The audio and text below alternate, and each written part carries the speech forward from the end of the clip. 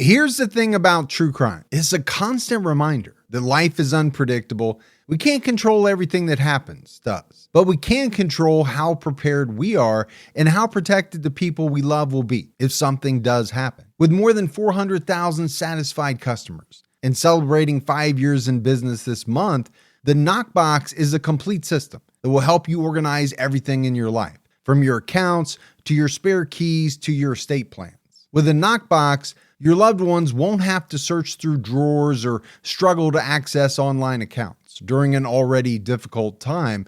Each folder inside of your Knockbox includes a checklist that tells you what to add to the folder and tells your next of kin what to do with the information. You can't get more comprehensive than a Knockbox. Get the gold standard in organizational systems and make life easier for your next of kin.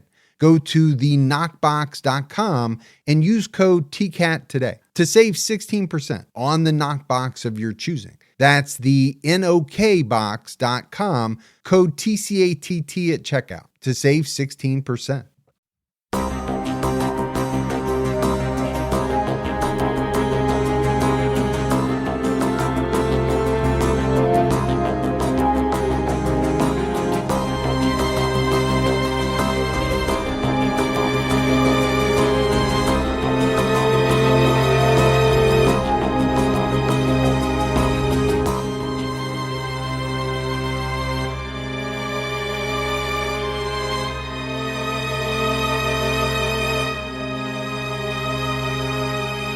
Hello, everyone, and welcome to episode 496 of the True Crime All the Time podcast. I'm Mike Ferguson, and with me, as always, is my partner in true crime, Mike Gibson. Gibby, how are you? Hey, I'm good, man. I'm hopping and bopping and flopping like this demon frog that you laid on my desk over here. All right, the first two I was okay with. The flopping, not so much. that I can do without. Maybe it's hopping and what else do frogs do? I don't know, but there should be no flopping in the studio. That's all I know. Let's go ahead and do our Patreon shout outs. We had Sarah Jane Morrison. What's going on, Sarah Jane? LB Online. Well, if you're going to be something, be online. Jessica Baca. What's going on, Jessica? Kelly Lebeds. Labuz. Laurel H. Hey, Laurel. And last but not least, Katie Bro. The Katie. And then if we go back into the vault, this week we selected Brittany Montalvan. Oh, Montalvan. Which is just very fun to say. It is fun. So we appreciate all the support that we get. Love it. We have an episode out right now on True Crime All the Time Unsolved where we're talking about Danielle Imbo and Richard Patron. The two left a bar together in Philadelphia and they just disappeared. But there's a lot to this case. It's been over 20 years, but there's a lot about their movement. Yes. And what might have happened to them and Richard's truck. So it's definitely a good episode. And then on our TCAT episode for Thursday, we're talking about Kamaya Mobley, who was abducted from the hospital just hours after she was born. And then 18 years later, she was found alive and well, having been raised by the woman who kidnapped her. A lot of emotions in that one. There is, and it's such a strange story. All right, buddy, are you ready to get into this episode of True Crime All the Time? I am. We're talking about Kelsey Berreth. Kelsey Berreth was murdered by her fiancé, Patrick Frazee, after he unsuccessfully tried convincing his lover to do it for him 3 times. 3 times. Not once, not twice, but 3. And she would ultimately be the one to help authorities kind of put together this narrative as to what happened to Kelsey. And I'm sure we'll talk about it at some point in the episode, but you know, I never can understand how you go to someone and say, would you murder someone for me? Or would you help me murder someone? I just don't even understand how that conversation starts, goes down, any of it. Yeah, I think you'd have to be one pretty confident and comfortable with that person that you're talking about it with. And I think you really need to have like a backup real quick, like, oh, no, I was joking. Did you think I was serious? No, I was joking. I would never do something like that. Because it really sounds like maybe you've done that before because you came up with that real quick. Kelsey Berreth was born on September 15th, 1989. She grew up on her family farm in Moses Lake, Washington. After graduating high school, Kelsey enrolled in a flight instructor program at her local community college. In 2016, she met Patrick Frazee on a dating website. Patrick was a rancher who lived over 1,000 miles away in Florissant, Colorado. He trained cattle dogs, shoed horses, and groomed donkeys. Patrick was said to be laid back, quiet, and dedicated to his work. You used to do things with donkeys. I didn't know that donkeys needed to be groomed all that much. Got to keep them clean, man. I guess so. Well, 1,000 miles, that's a long-distance relationship. That is. Kelsey told a friend that she liked the fact that Patrick was a cowboy. Hey, some girls like cowboys. You know, Rex is a cowboy. He's got his chaps. Mm-hmm. He's got his Stetson hat, you know. And he's well liked. And he's well. Especially by a certain demographic. Kelsey moved to Colorado to be closer to Patrick. She lived in a townhome in Woodland Park, just 20 minutes from the ranch, and got a job as a flight instructor. According to Kelsey's friend, Ashley Cogburn, Patrick never came to visit Kelsey, but on her days off, she would spend time with him on the ranch. About 2 years after they started dating, Kelsey became pregnant with their daughter, Kaylee, who was born in October 2017. Kelsey was described as a doting mother. Kelsey and Patrick got engaged, but didn't immediately set wedding plans. They raised Kaylee together, but Kelsey continued living in her townhome and Patrick stayed on the ranch. Well, it's kind of hard to leave the ranch when you got to take care of all those animals and things like that. There is quite a bit to do on a working ranch. Yeah. Something I learned by watching The Ranch. Yeah. On Netflix. Wasn't going to be something that you actually did. No. You cannot get up early enough to do what needs to be done on the ranch. No, I would do it before I went to bed. Yeah. If we're talking about like milking the cows or whatever.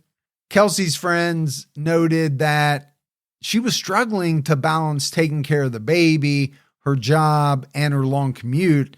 Her relationship with Patrick seemed strained. Well, it's just always going to be a struggle when you're taking care of the baby pretty much yourself. That's a lot. Yeah, I mean, it's hard enough when, you know, mom and dad are under the same roof. You know, that with a new baby, that's a struggle. Right. But if you're doing it on your own and he's only coming in every now and then, I could see how that relationship could get strained pretty quickly. Ashley Cogburn told 48 Hours that it appeared to her that Patrick was emotionally abusive, and it seemed like he was just knocking her spirit down. Kelsey never said Patrick was physically abusive. She once mentioned to Ashley that Patrick had an ex who still wanted to be with him, but she didn't seem worried about it. Well, you know, on the mentally abusive versus physically abusive, there's been several people that have told us that the mental abuse is worse than the physical abuse. They're both bad, but that mental abuse can really do some major damage. Yeah, I mean, I get it. Neither one is good, and it shouldn't happen. Kelsey was last seen alive shopping at a Safeway grocery store in Woodland Park with her daughter at 12:27 p.m. on November 22nd, 2018, which was Thanksgiving Day. The Safeway security video was the last time Kelsey was seen in public. She grabbed a shopping cart, put her daughter into it, and walked further into the store. She bought ingredients for a sweet potato casserole. I love a good sweet potato casserole. I make a killer sweet potato casserole. But yet you've never brought me any. And I buy you dinner every single week. I'll have to bring you one. It's what I'm known for around the holidays. I don't know if I'd put that on my business card. Earlier in the day, Kelsey spoke to her mom about Thanksgiving. She later texted Patrick, "I bought some sweet potatoes in case you wanted sweet potato casserole." Kelsey's mother, Cheryl, became worried when she couldn't get in contact with her for several days and reported her missing on December 2nd, 2018. Now, that's quite a bit of time that's gone by, right? she is last seen on the 22nd of November. Cheryl, her mother, reports her missing on December 2nd. Now, I get it. They are probably a long ways from each other, distance-wise. And maybe not every mom and daughter talks on the phone every day. Yeah, but that is a good amount of time. It is. 10 days? Yeah. When the police spoke to Patrick, he claimed that Kelsey broke up with him the day before Thanksgiving because they just weren't meshing anymore. They agreed to split custody of Kaylee 50-50. They met on Thanksgiving Day to exchange their daughter. He returned some of Kelsey's belongings, including a purse, keys to the car, keys to the townhome, and a gun Kelsey owned. Patrick had once taken the gun from Kelsey for her own protection. He said she struggled with depression, suggesting she might be suicidal. He said he then took Kaylee to his ranch for Thanksgiving. Without Kelsey, they had been communicating for several days after Thanksgiving via texts and calls. And, some of these things are interesting, right? Because some of this can be disproved if you're not being truthful. Right. When you talk about texting, having phone calls with somebody, well, if you didn't after a certain date, the police are going to be able to figure that out. Exactly. They're going to be able to pull that information up. Police searched Kelsey's townhome, but found no signs of foul play. Her mother, Cheryl, and her son went to the house to take a look around. They saw that Kelsey's bathroom mat was missing, and her fridge had streaks as if it had just been wiped down. Well, that's observant. It is. I don't know that it's something I would notice. Maybe the bath mat, maybe not even that. I certainly wouldn't notice whether or not the fridge has been wiped down. Yeah. Because I know for sure I wouldn't have been the one to wipe it down. I just don't notice little things like that. Yeah. So I think you're spot on in saying that's pretty observant for them to notice it. But Cheryl's son also noticed blood on the base of the toilet. So Cheryl alerted police, who returned to the house and used chemicals to find trace amounts of blood throughout the bathroom. And DNA testing confirmed it was Kelsey's blood. I mean, it's got to be somewhat alarming, right? If you have blood around the toilet, they come back, they confirm it's Kelsey's blood. You knew there was a bath mat there at one point that appears to be missing. So now your brain is in overdrive, right? Yeah, but how much can you make of it? And for me, I guess it boils down to what are you considering trace amounts of blood? Because, she lived there. That's true. So is it unusual to find a trace amount of blood in someone's bathroom? Maybe, maybe not. I don't know. That's where people shave, cut themselves shaving. You step out of the bathtub. It drips down near the toilet. You don't see it. You don't hit it when you're cleaning. But I think investigators suspected Kelsey had been harmed. They just needed more evidence. They started with reviewing her phone records. Early on, police thought Kelsey might have left town, but they questioned this when they saw that she bought ingredients to cook on Thanksgiving. They also questioned why she would offer to make food for Patrick if she broke up with him the day before. Kelsey texted Patrick that day saying she had sweet potatoes and was going to make him some sweet potato casserole. Which is weird if you broke up the day before. Yeah, why would you want to cook for somebody if you broke up? But that's what I was talking about earlier, right? Be careful what you tell police because you can really paint yourself into a corner. Cheryl Berreth also told investigators that Kelsey sounded normal and happy during their phone call on Thanksgiving, and she didn't mention breaking up with Patrick. Cheryl also insisted Kelsey would not leave her daughter behind. I think those are two good points, especially that last one. Yeah, and you would think, right, daughter calls mom or talks to mom on the phone, she's probably going to mention the breakup. Yeah.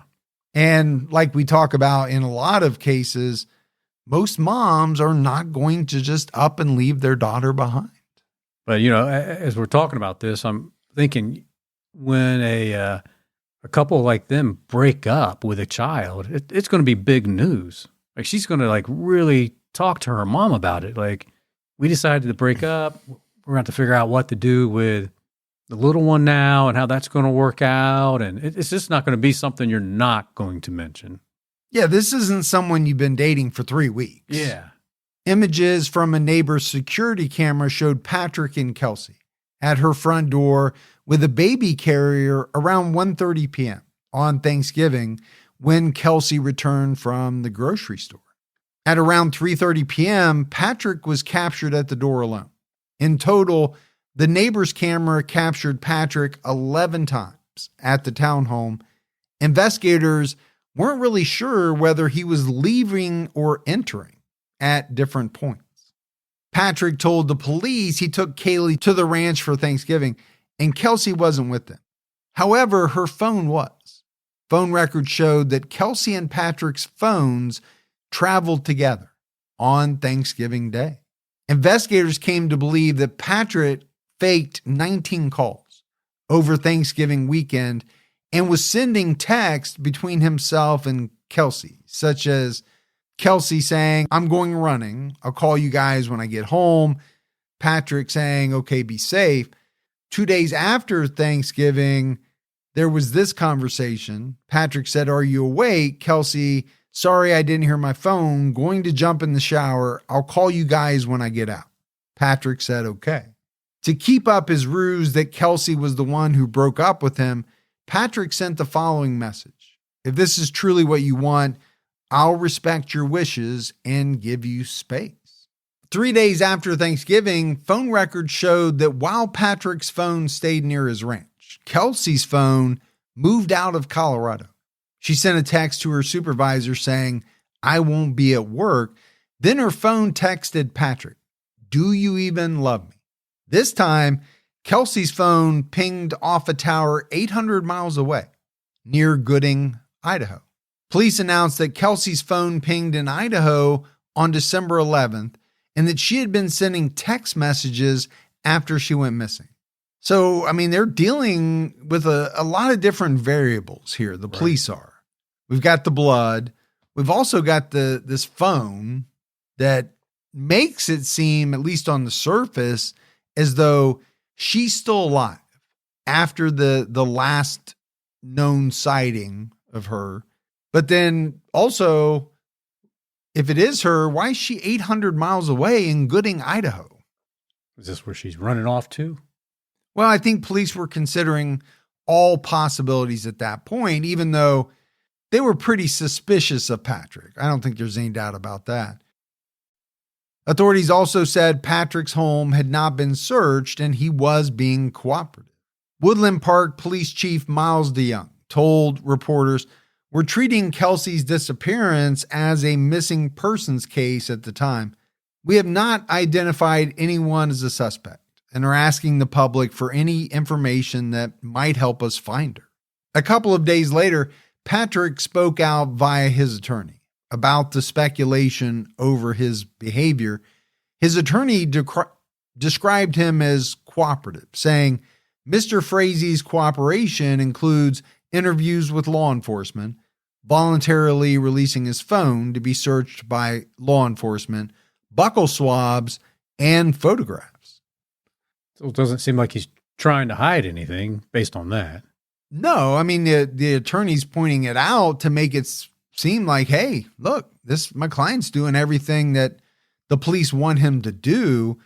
Speculation was fueled by Patrick's absence at the recent news conference where authorities said he was invited but chose not to attend.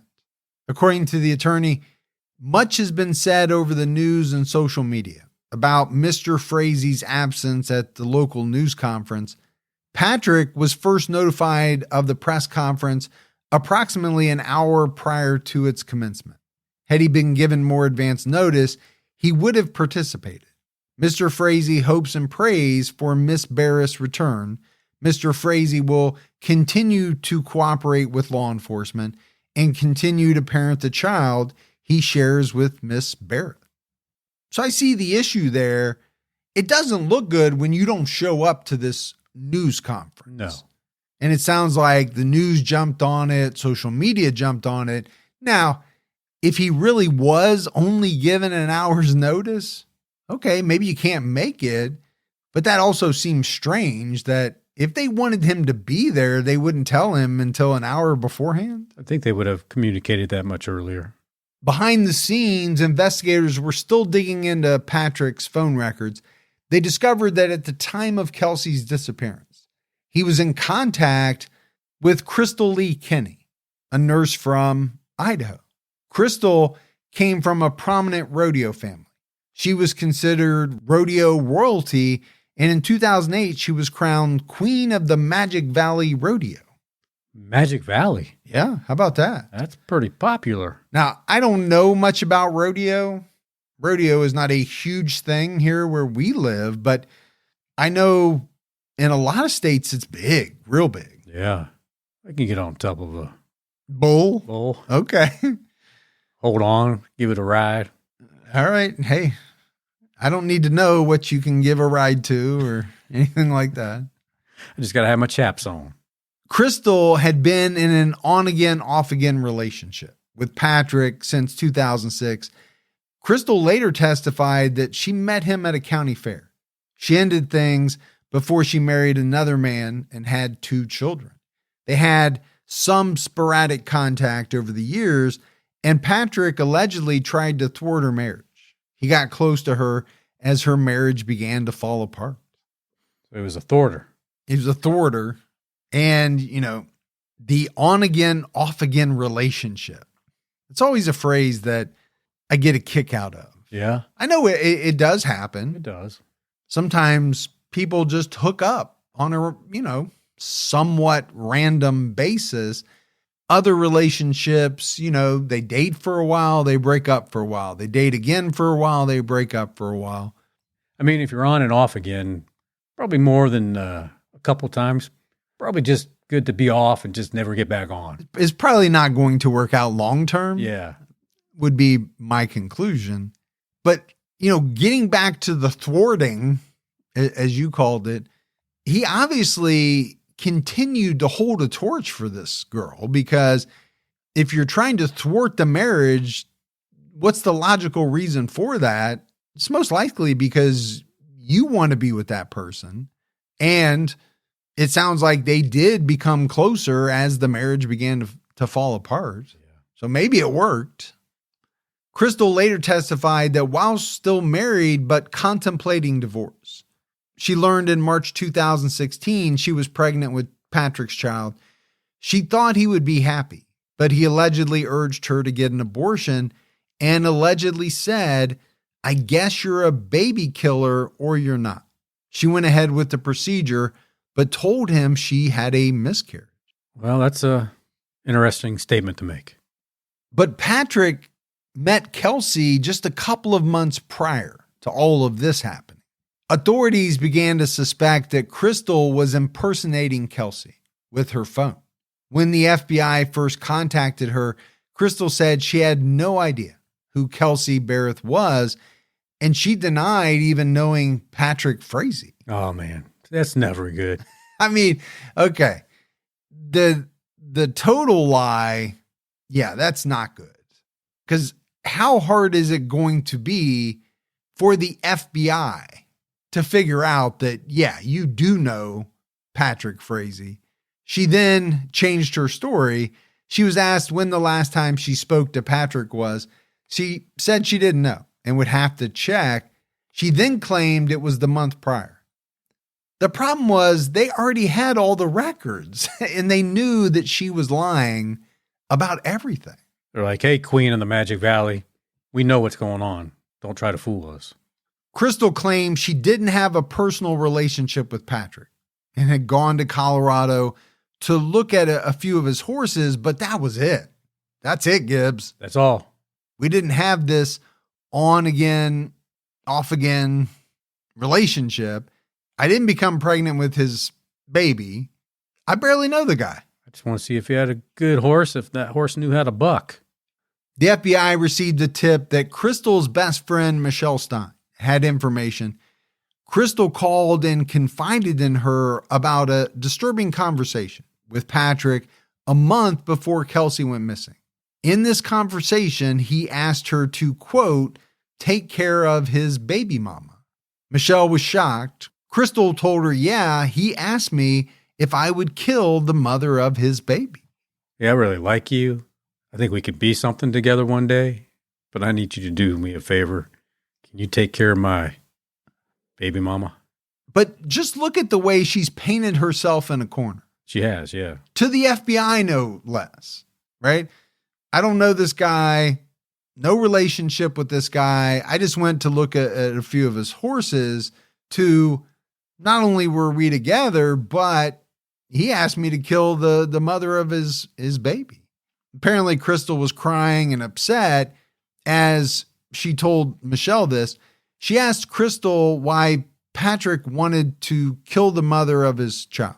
Patrick reportedly told Crystal it was because Kelsey wanted to take him back to court to get custody of the baby, and he feared she would harm the baby.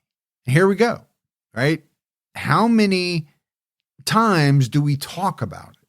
Divorce, custody, that prompts someone to make the decision that their best course of action is to kill the other person. Yeah. Why am I shocked by it? Yeah, at this point, there's no reason for you to be shocked. Michelle didn't call the police immediately after hearing Crystal's confession. She later told 48 Hours she didn't know Patrick or Kelsey's full names. So I wasn't supposed to call someone in Colorado and say, hey, there's some guy in Colorado that wants to kill some girl. I don't know their names and I don't know where they live. But good luck finding them. I guess that's what people think I should have done, Well, which I get. yeah. It's kind of hard to call the police and say, first of all, I heard this story about two people, but I don't know the people's names. I mean, I guess you could say who told you that story. Yeah, and have the police go talk to that person. Michelle said she pushed Crystal to call the police and trusted her to do the right thing.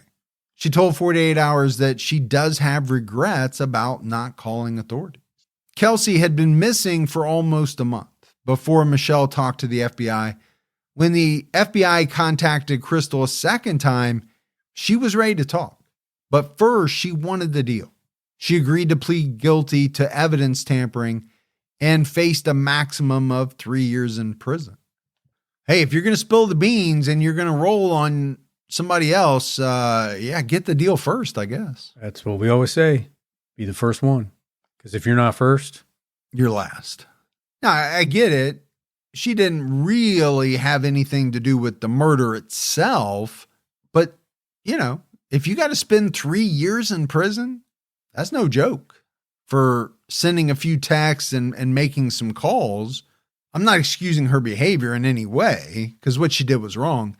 What I'm saying is 3 years in prison is not a laughing matter. no. I mean, prison changes you. It's changed you quite a bit. Crystal's interview lasted 4.5 hours.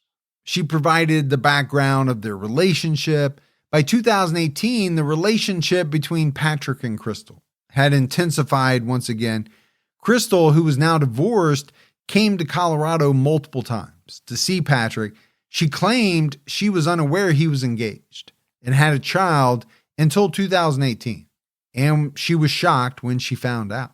I mean, this guy is really quite the player as far as stringing two different women along, or at the same time, I guess. Yeah. Kind of having your cake and eating it too. She said that after she found out the truth, Patrick alleged that Kelsey was an abusive mother, and he began trying to convince Crystal to kill her. He asked Crystal to kill Kelsey on 3 separate occasions. The first time, Patrick wanted her to poison Kelsey's favorite Starbucks drink and give it to her. As a nurse, Crystal had knowledge of medications. She suggested a combination of Ambien and Valium. Nighty-night? Well, I think a little more than nighty-night, depending on how much of it. But here's the thing, right? She's not going to go along with killing Crystal. But to me, even telling Patrick what drugs you would use is, you're really crossing the line even there, I think. Yeah, I think you crossed that line if you went ahead and give the method of doing it. Then in September of 2018, Crystal drove 12 hours from Idaho to Colorado and brought the coffee to Kelsey's home. Kelsey opened the door. Crystal told her she was new to the neighborhood and that someone told her Kelsey helped get her dogs out of trouble. Kelsey said she didn't do this. She accepted the coffee and went back into her house. But Crystal didn't go through with poisoning the drink. Patrick was angry when she told him. Okay, I am totally confused. Why in the world would you drive the 12 hours then? To give somebody a coffee? Yeah, don't you know there's a thing called DoorDash? Just have somebody put it on the steps? Yeah. Yeah, that seems very strange. Well, the only thing I can think of is that she must have chickened out after she got there, which I think is kind of an indictment in and of itself that you made the 12-hour trip with the intent to poison, but you just didn't actually go through with it. I mean, I'd want to know, did you have the Valium and the Ambien on you? Well, I think we can see why she was so adamant about wanting the plea deal, because maybe there were quite a few charges that she could have potentially gotten. So Patrick's angry. He came up with a new plan. He was going to leave a metal pipe outside his property that Crystal would pick up. She would wait for Kelsey inside her home and hit her on the back of the head. Because that's a much better plan. So Patrick is the planner. And for some reason, Crystal is supposed to be the doer, the person who carries it out. Crystal drove to the house with the metal pipe, but backed out of the plan and returned to Idaho. So again, she almost went through with something. Well, she's doing the beginning part. She just doesn't follow through. I mean, I have to think there's possibly some charge, right, that could come out of some of that. A week later, Patrick called with yet another plan. He told Crystal to bring a baseball bat and wait outside Kelsey's home to attack her. Crystal did so, but got scared when she saw a police car drive by and didn't go through with it. Well, here's another path that she goes down. The third one. Yeah. Now, luckily, she doesn't follow through with any of them, but I think it does show you or tell you something that she took a step forward 3 different times in a plan to murder this woman. And if the police didn't spook her off this last one, would she have? Maybe. We don't know. But Patrick was frustrated and decided to take matters into his own hands.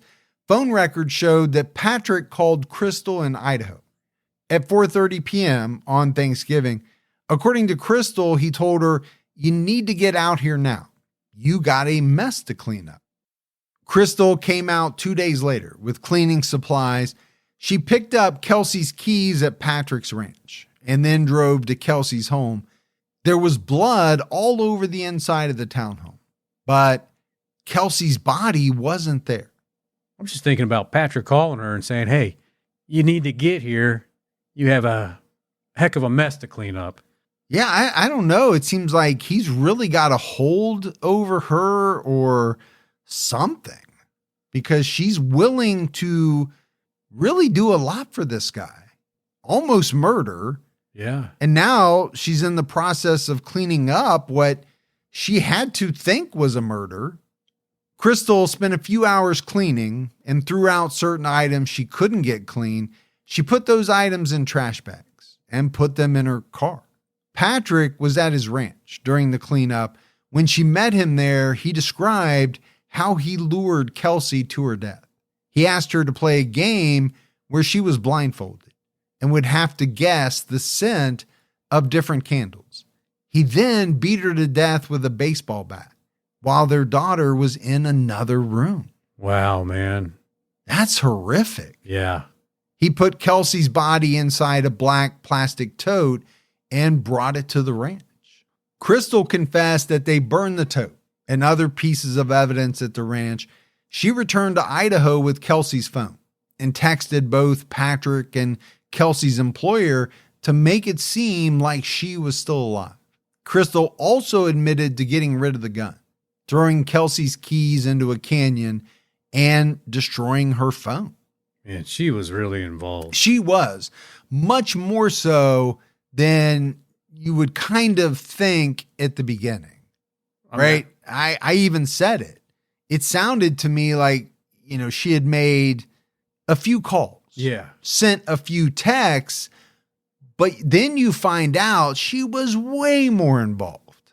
Yeah, I'm sitting here thinking 3 years is not even enough. No, doesn't seem like much at all for the role she played, but that's the nature of a plea deal, right? If the authorities need her to testify against Patrick, and I'm sure they did, in order to ensure a conviction, well, he's the one who actually committed the murder. Yeah. They definitely want him. So she's going to get a bit of a deal. But you could make the argument that she definitely deserved to spend much more time in prison than just a maximum of 3 years. Right. Because let's face it, she wouldn't even do 3 years, right? On that type of sentence. The police took Crystal back to the crime scene. She described how the home was covered in blood when she arrived, and she found a tooth. She claimed she intentionally left blood behind at the fireplace for authorities to find. Okay. I think when somebody says, hey, you got a mess to clean up, you walk into a place and the whole place is covered in blood, things are bad. And then when you find a tooth, things are really bad. Right. Something really bad happened here. I don't know if she really did leave blood behind for the authorities to find.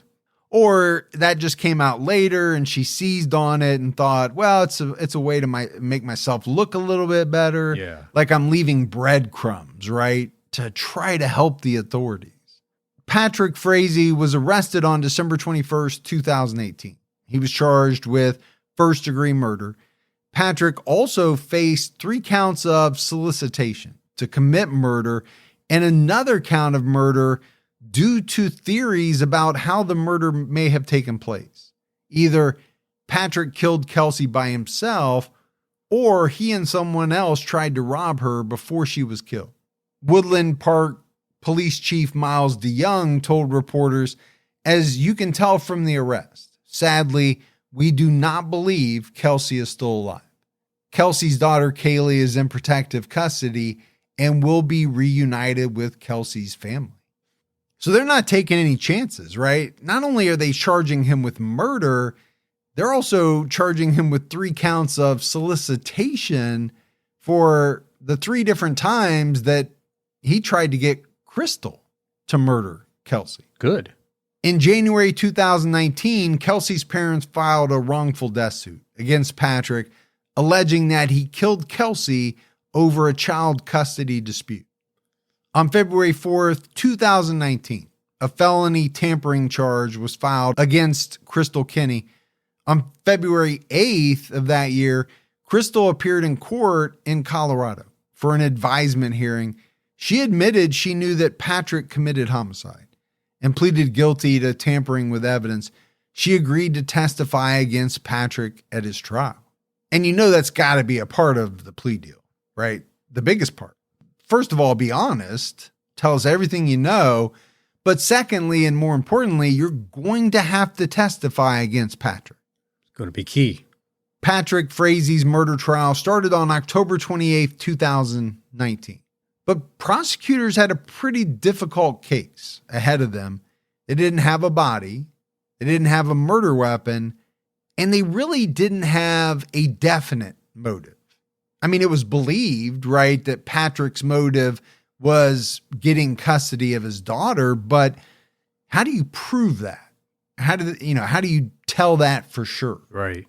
The defense argued there was no evidence to show Patrick was involved in the murder, and Crystal Kinney was an unreliable witness because she had previously lied to law enforcement. And let's face it, her credibility's not great. No.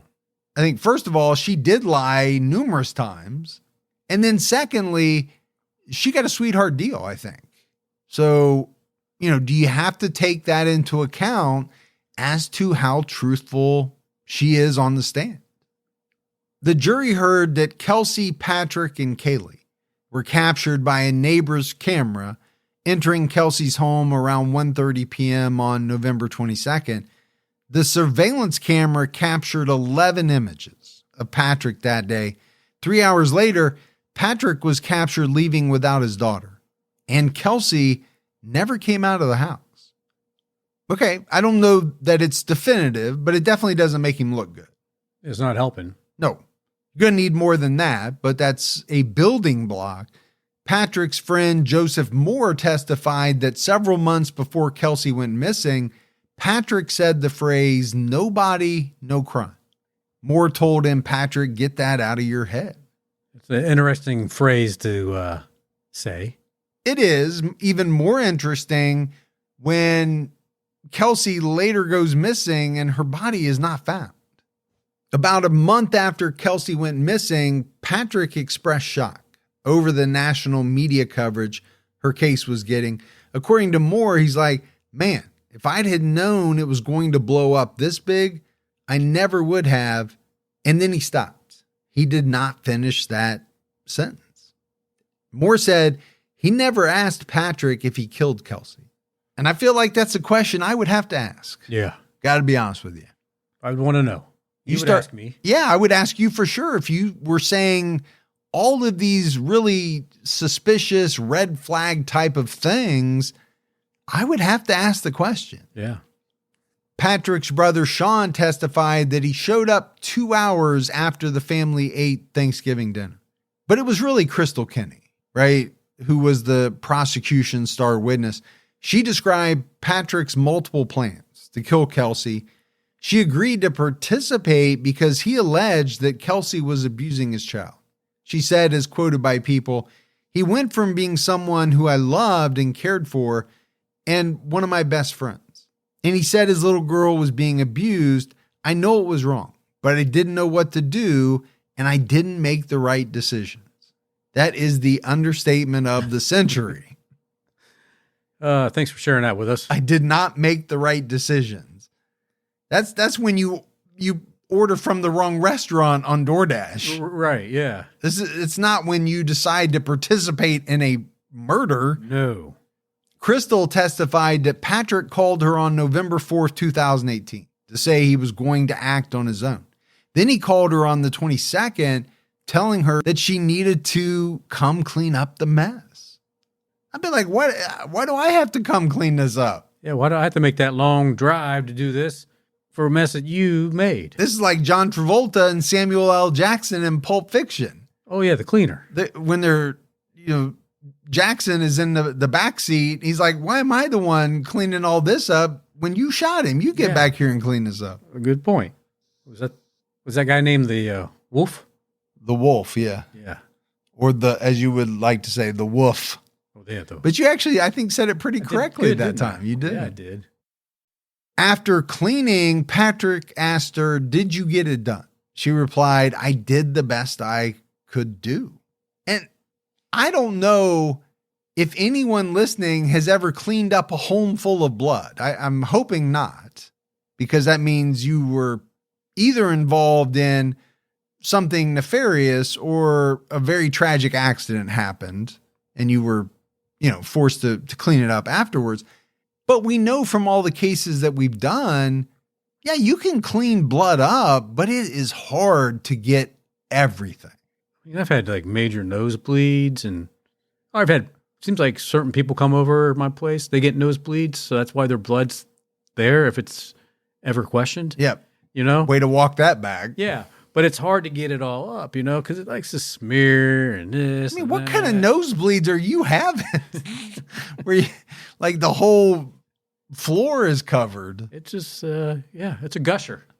Patrick said, "You better hope you did because our lives depend on it."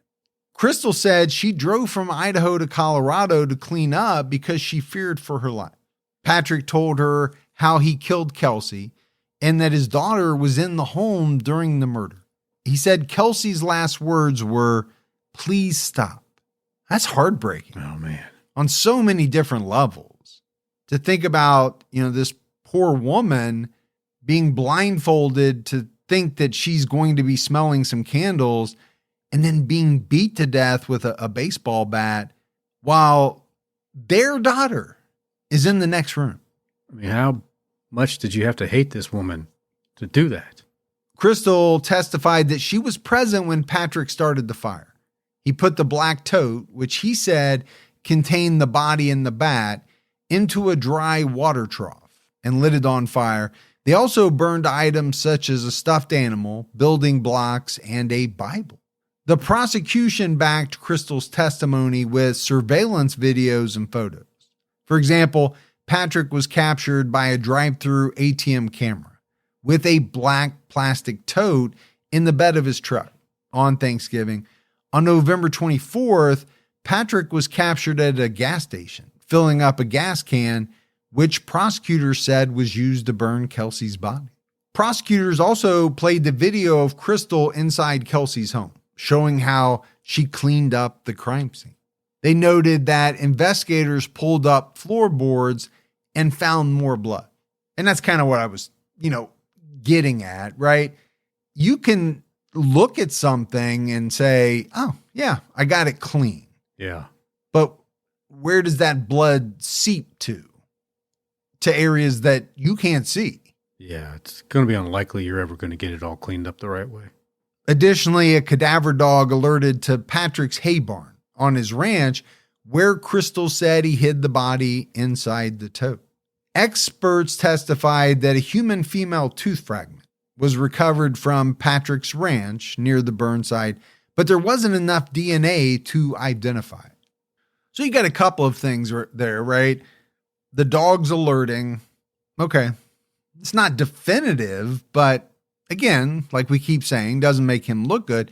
I think when you find a verifiable part of a human female tooth, all right, does it prove that it was her? No, but then you have to ask the question, well, then if not her, whose is it? Yeah. And why is there a fragment of a human female tooth on your ranch? By this burn pile. Yeah.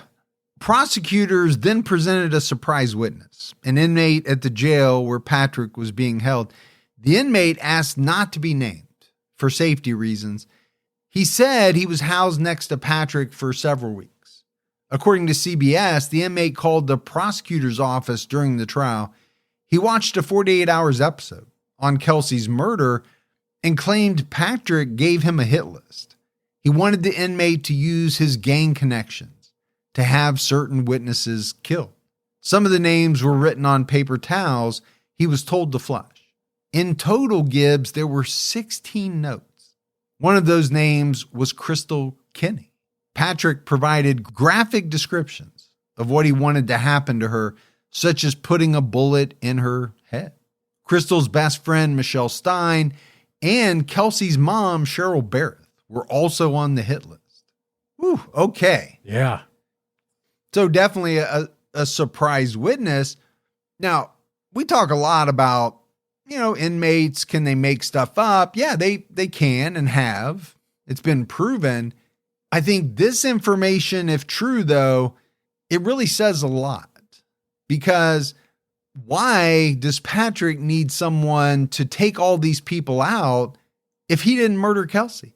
Yeah, man, that's a good point. The defense called no witnesses, and Patrick chose not to testify. And it's an interesting tactic. I think a lot of times the defense does that when they just believe that, the state has not proven their case. Yeah.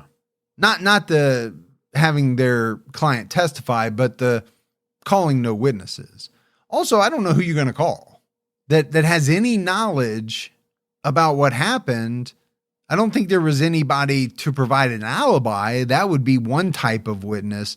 Other than that, I don't know who you're calling. Yeah, I think they're kind of out of luck on that. I think at that point, you just have to hope as the defense that although there's been a lot of evidence, it's not seen as beyond a reasonable doubt, right, that their client committed the murder. On November 18th, 2019, Patrick Frazee was found guilty of first-degree murder. He was sentenced to life without parole, plus 156 years. He's going 0 places. Outside of the prison, Yeah. for sure. On January 28th, 2020, Crystal Kinney was sentenced to 3 years in prison and a year of parole. She said at her sentencing hearing, "I know saying I'm sorry is not good enough. I don't even know what the right word would be to describe the remorse that I feel. I'm sorry Kaylee will not have her biological mother, and I'm sorry to everyone who's been affected by this horrible tragedy.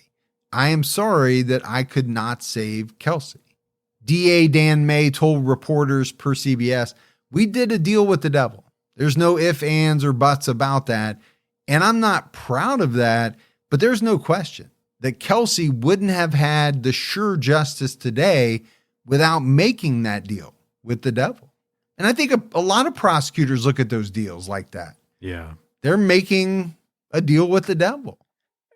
I mean, it has to happen. We don't like it, but to have the end game that they had here, they had to do it. Giving her a deal is a lot better than taking the chance that Patrick goes free. Right.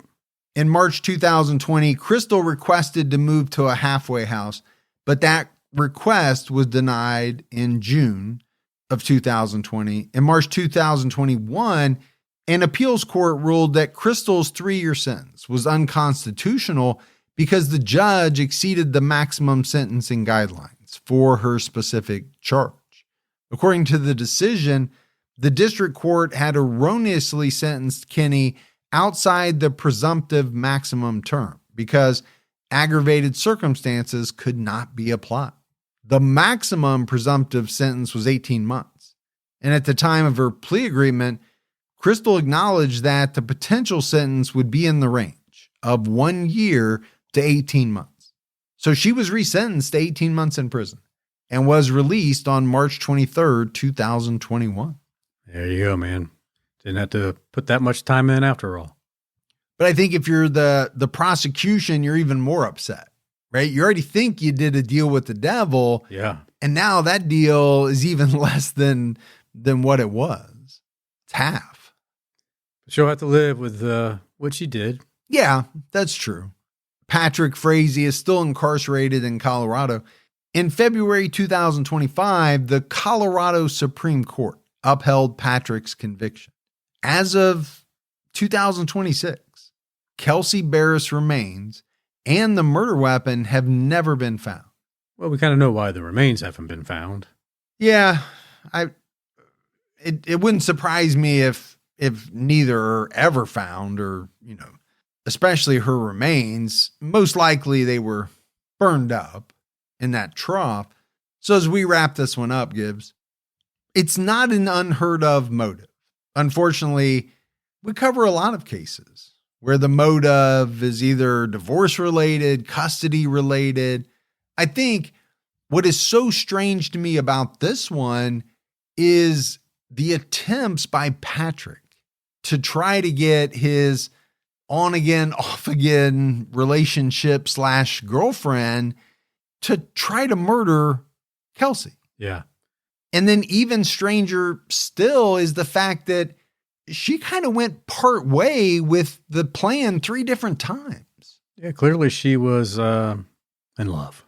Now, she claimed she was fearful of him. And could you be fearful of someone who's 800 miles away? Yeah. Yeah. You could be. I don't know if I'm buying that one as much as I sometimes do. I think she really wanted to have a life with him, and she thought she was willing to do anything to make that happen. Yeah, I'm kind of leaning towards that as well.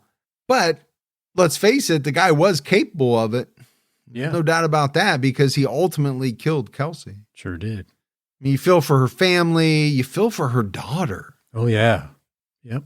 As her daughter gets older and hears about this. To find out that, or to really, for it to sink in that your dad killed your mom.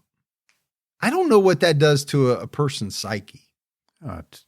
It can't be good though, right? No, it's going to be a lot of therapy. Yeah. But that's it for our episode on Kelsey Berreth. We got a voicemail. You want to check that out? Let's hear it. Hi, guys. This is Laura from Nebraska. You guys are just fantastic and such a big part of my day. I got all the way through TCAT, and I'm working my way through Unsolved. Just finished the West Memphis 3, and you guys did such a fantastic job on that. It was amazing. I'm kind of on the Gibby side because I love you both because, you can't be podcast without the both of you, but I can't obviously talk very well or come up with my words just like Gibby. We're both lefties, but yeah, I just can never come up with my words. But I've been wanting to call for a while, and thank you guys for all you do. Keep your own time ticking. Bye. I thought that voicemail was very coherent. I don't understand what she means. I mean, we're both are lefties. I get that. Yeah.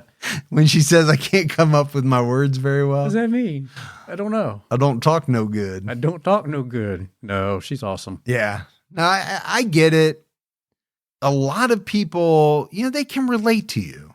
You're the everyman. You're the every person. You're just so relatable. I'm universal. You're like a universal remote. Just work on everything. Okay. I don't know where that was going. But, I don't either. Sometimes I can't come up with my words so good. Yeah, clearly. All right, buddy. That is it for another episode of True Crime All the Time. So for Mike and Gibby, stay safe and keep your own time ticking.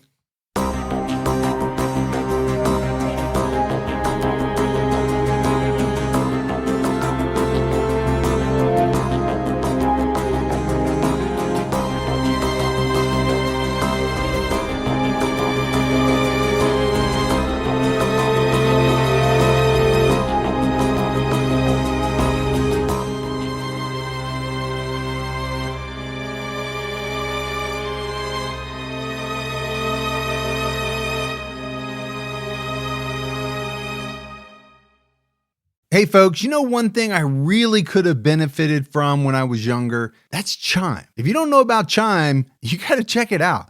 Chime is changing the way people bank. They offer the most rewarding fee-free banking. Chime is not like the traditional old banks. Those banks charge you overdraft fees, monthly fees. Chime doesn't do that. They also have thousands of fee-free ATMs. Why would you pay to get your own money? Chime is rated 5 stars by USA Today for customer service.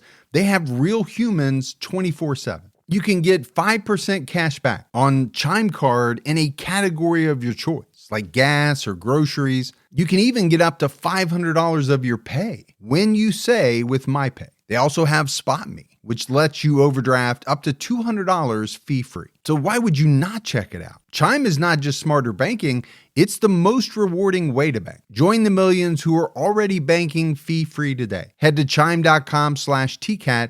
That's chime.com/TCATT. It only takes a few minutes to sign up. Chime is a fintech, not a bank. Banking services for MyPay and Chime Card, provided by Chime's bank partners. For more information on APY rates, MyPay, SpotMe, and travel perks, go to chime.com/disclosure.